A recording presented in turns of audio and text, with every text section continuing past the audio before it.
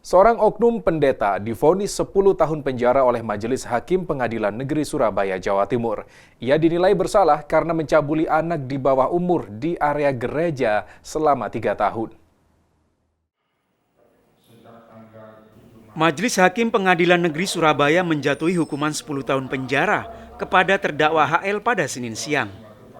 Oknum pendeta yang bertugas di sebuah gereja di Jalan Embong Sawo, Surabaya ini dianggap melanggar Undang-Undang Perlindungan Anak.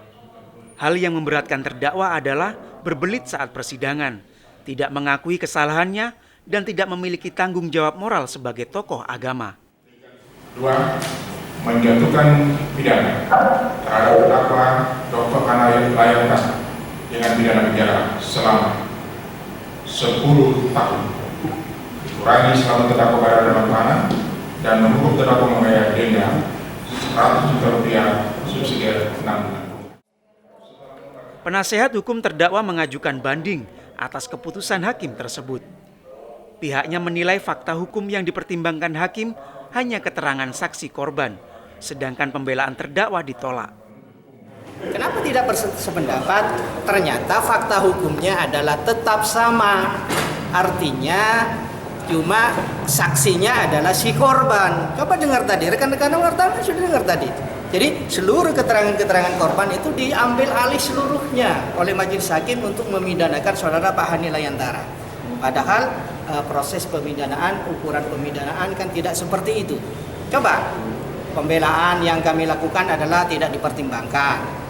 Alasannya ditolak. Ditolak itu kan harus ada alasan hukum, kan begitu. Sementara pihak keluarga korban mengaku hukuman yang dijatuhkan terlalu ringan dan meminta terdakwa juga dijatuhi hukuman kebiri. Tapi kalau kita melihat dalamnya trauma pada korban itu nggak sebanding, 10 tahun itu nggak sebanding. Tadinya kita berharap juga akan ada tambahan hukum kebiri dan ternyata kan tidak ada. Sebenarnya kejahatan yang dilakukan oleh HL ini tidak bisa dibayar dengan apapun juga, bahkan oleh hukumannya dia. Kenapa? Karena masa depan si korban itu sudah hancur, gitu ya, sudah burem, dan dia merasa bahwa seakan-akan untuk dia bisa bangkit lagi itu butuh waktu, dan butuh waktu bertahun-tahun, dan bahkan saya tidak tahu apakah dia bisa bangkit atau tidak. Oknum pendeta Hani Layantara diduga melakukan pencabulan di area gereja terhadap anak di bawah umur berinisial IW sejak tahun 2008 hingga 2011. Kasus ini baru terungkap saat korban mengalami trauma berat saat hendak menikah. Ia mengetahui jika pendeta yang akan menikahkan dirinya adalah terdakwa. Yuda Furi, Kompas TV Surabaya, Jawa Timur.